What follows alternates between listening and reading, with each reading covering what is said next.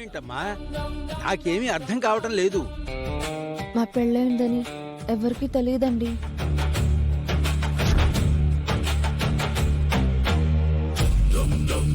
తెలీదా? ఏమంటున్నావమ్మా? ఆ రోజు ప్రేమ్ బాబే నీ భర్త అని చూపించి కూడా నన్నేమీ మాట్లాడొద్దన్నావు. అప్పుడు ఎందుకులే, తర్వాత అడుగుదామని మర్చిపోయాను. ఇప్పుడేమో మీ పెళ్ళయింది, ఎవరికీ తెలియదంటున్నావేంటి? నేనంతా వివరంగా చెప్తాను శర్మ గారు. ఏదైనా గాని ఇప్పుడు 11 అవుతోంది. మరొక్క 10 నిమిషాలు అయితే 11:10 నిమిషాలకి మంచి దివ్యమైన ముహూర్తం వచ్చేస్తుంది డైరెక్టర్ గారు.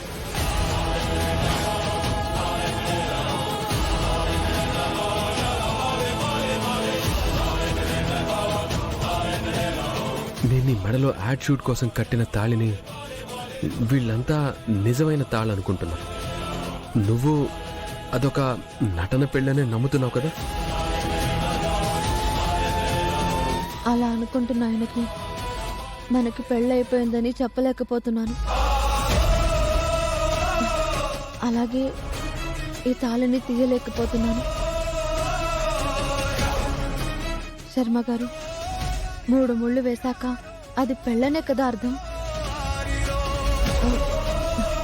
అలాగే ఆయనకి నేను అర్ధాంగిని అనుకుని నా కాలం గడిపేస్తున్నాను. కృష్ణుణ్ణి ఆ మీరాబాయి భక్తితో పూజించిందో, ఎలా ప్రేమించిందో తెలియదు కానీ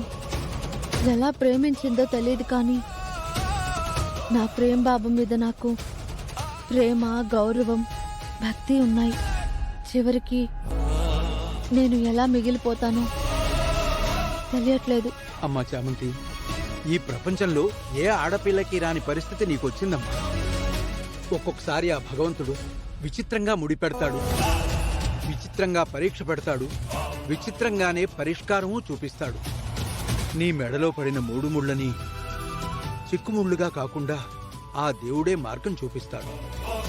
ఆ రోజు తప్పకుండా వస్తుంది తల్లి, నువ్వేం బాధపడకు.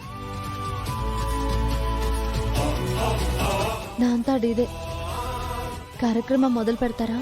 ఇప్పుడు కాదమ్మా, నువ్వు రాహుకాలంలో బయలుదేరావు అంటే రాహుని వెంటేసుకొచ్చినట్టే. 40 నిమిషాల్లో రాహుకాలం అయిపోతుంది. ఆ తర్వాత మొదలు పెడదాం.